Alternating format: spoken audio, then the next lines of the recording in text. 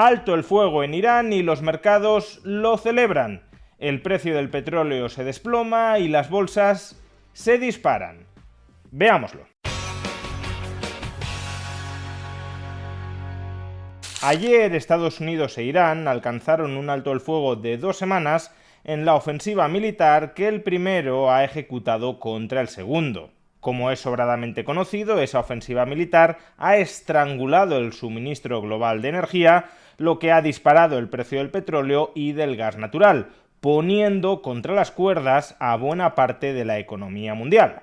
De ahí que los mercados hayan celebrado con alborozo esa tregua de 2 semanas que podría ser el paso previo a una resolución de este conflicto y, por tanto, a una cierta normalización de los flujos energéticos globales. ¿Y en qué se manifiesta ese alborozo de los mercados? Pues en primer lugar en una importante caída del precio del petróleo. El barril Brent ayer descendió un 13%, bajando desde los $110 por barril a los 95. A su vez, y en segundo lugar, los tipos de interés de la deuda pública a largo plazo también han descendido. El tipo de interés de la deuda pública a 10 años de Estados Unidos bajó desde el 4,4% anual al 4,3%. Y el de la deuda pública alemana desde el 3,1% al 2,9%. A su vez, y en tercer lugar, los precios de los metales preciosos tampoco han tenido una reacción muy exagerada.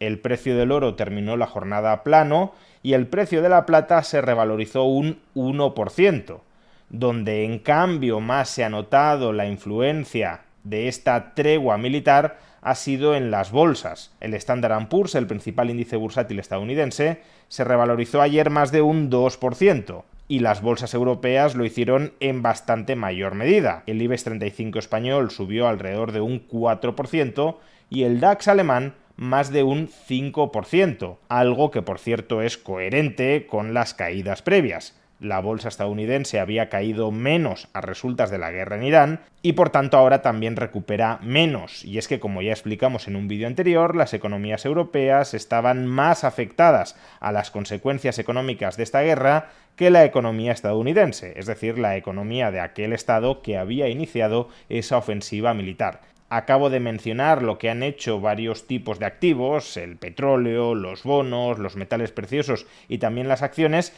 como si fueran entidades separadas las unas de las otras, pero en realidad todos estos movimientos de precios están bastante interrelacionados. De entrada, la caída en el precio del petróleo reduce las expectativas inflacionistas a medio plazo. Menores expectativas de inflación también implica menores expectativas de subidas de los tipos de interés por parte de los bancos centrales para contrarrestar esa inflación. Y esa menor expectativa de subidas de tipos de interés se traslada a los tipos de interés de la deuda pública a largo plazo, que, como hemos visto, cayeron, aunque tampoco demasiado. Y precisamente porque los tipos de interés cayeron, pero no demasiado, el precio de los metales preciosos tampoco se ha disparado. Como ya explicamos en un vídeo anterior, el principal motor detrás del precio de los metales preciosos son los tipos de interés reales negativos en un contexto de incertidumbre global, cuando se esperaba que la inflación fuese a ser alta y que por tanto los bancos centrales fijaran tipos de interés reales positivos para luchar contra ese estallido inflacionista. Los metales preciosos se resintieron. Ahora que parece que los tipos de interés no van a subir, o al menos no van a subir tanto, pues entonces los metales preciosos respiran, aunque tampoco con mucho entusiasmo, porque para ello la expectativa debería ser bajadas de los tipos de interés nominales y, por tanto, profundización en tipos de interés reales negativos.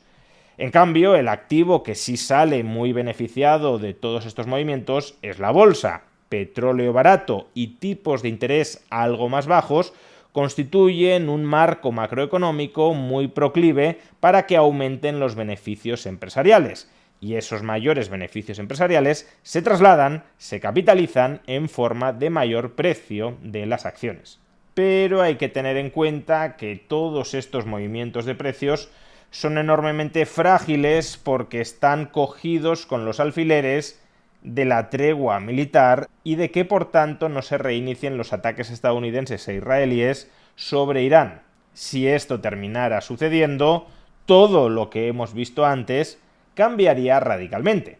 Y precisamente porque los mercados se mueven así de rápido, en cuestión de horas, no ya de días, si queréis contar con una fuente que cada mañana os cuente qué ha pasado y por qué importa lo que ha pasado, sin que tengas que rastrear más de 20 páginas distintas, eso es lo que hace exactamente Zumitou, una newsletter diaria gratuita que en solo 5 minutos te resume lo más relevante que ha sucedido en Wall Street y el resto de mercados financieros. Los eventos macro, los resultados empresariales, los indicadores de sentimiento de mercado, análisis de acciones que piden los propios lectores, todo en un lenguaje claro, directo y además con un toque de humor. Ya están suscritos a esta newsletter más de 50.000 personas y si tú también quieres ser uno de ellos, te dejo el enlace para que te suscribas gratuitamente en la caja de descripción del vídeo y en el comentario destacado. Como digo, todos estos movimientos de precios son bastante frágiles o más bien bastante dependientes de cómo evolucionen las negociaciones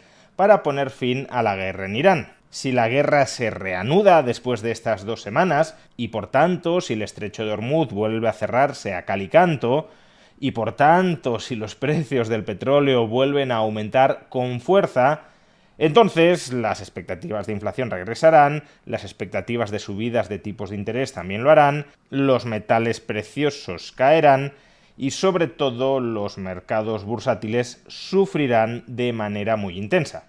De hecho, si los mercados bursátiles durante el último mes no cayeron bastante más de lo que ya lo hicieron, fue porque había una expectativa bastante razonable en el ambiente de que Trump terminaría taqueando, es decir, de que Trump terminaría acobardándose ante la evolución de los mercados financieros y no escalando la guerra en Irán.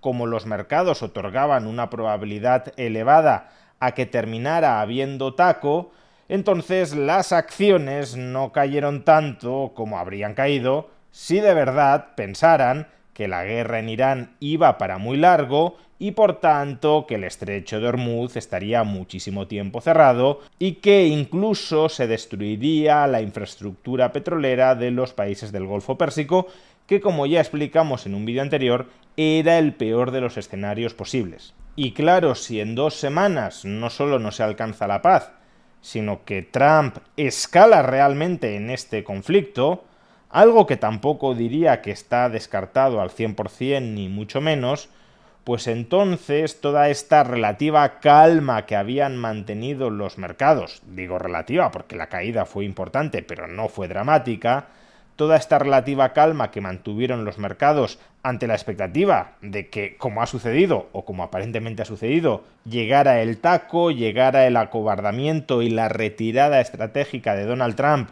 para no seguir perjudicando a los mercados financieros, entonces todo ese relato se vendría abajo y las caídas muy probablemente serían bastante mayores de las que hemos llegado a ver a lo largo del mes de marzo.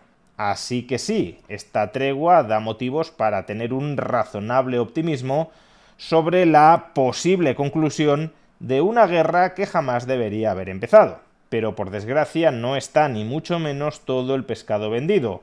Las hostilidades pueden reanudarse y en caso de hacerlo, el dolor financiero será muy agudo. Una cosa es ser optimistas y otra muy distinta que ese optimismo nos ciegue.